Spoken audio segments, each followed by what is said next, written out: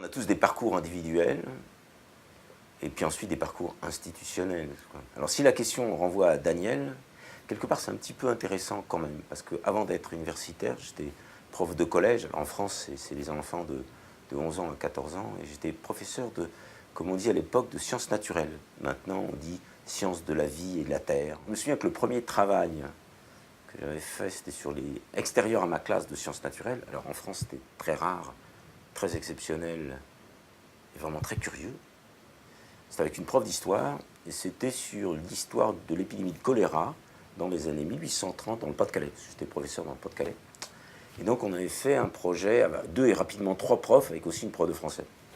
Alors c'est assez important parce que comme prof de sciences nat, puis maintenant comme universitaire, avec l'écartèlement du temps, 30-40 ans, c'est que ça me donne une idée, enfin je suis convaincu, enfin, je ne suis pas le seul heureusement, que les problèmes d'éducation à la santé, de santé, sont nécessairement pluridisciplinaires. On ne peut pas s'en tirer avec simplement un aspect scientifique ou un aspect sociétal. C'est un mélange de tout ça, et un mélange des deux côtés. Il y a à la fois de la science, des savoirs et de la société. Dans le laboratoire, maintenant, c'est à la fois plus simple et plus compliqué.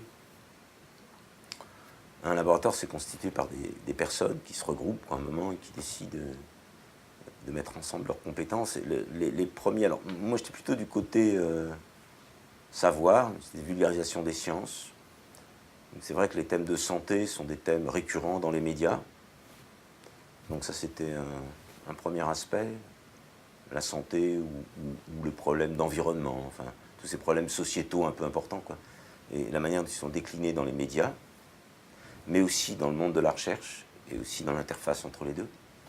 Il y avait une deuxième série de collègues qui, eux, travaillaient sur le côté un peu communication et organisation à travers les professions de santé, les professionnels de santé, qui sont confrontés d'une part à la santé, d'une part à des problèmes d'organisation et de communication entre tout ce beau monde finalement.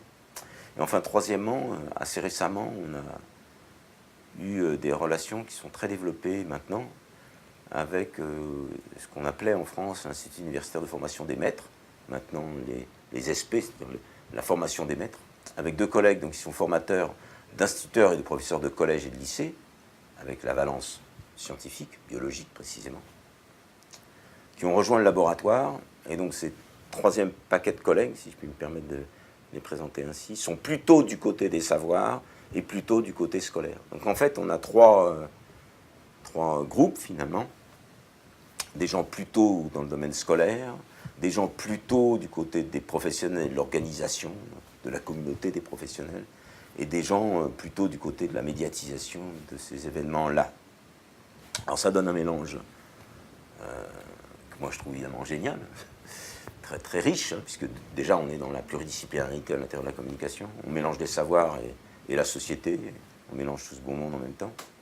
Puis on a rajouté, non pas une 4e ligne, mais finalement des choses qui sont presque transversaux à ces 3 lignes, avec des collègues qui travaillent sur la question des réseaux sociaux, des blogs, des stratégies communautaires autour de la santé et du développement durable. Alors ça nous a apporté beaucoup, parce que ces collègues-là, qui étaient vraiment sur les questions de l'objet lui-même, qu'est-ce qui se passe sur Internet, sur les réseaux sociaux, se sont ouverts par exemple aux questions des savoirs et à l'école. Et ça donne un projet magnifique qui s'appelle Movida, dans lequel c'est d'un écoquartier. On travaille avec un écoquartier de la région de Dijon.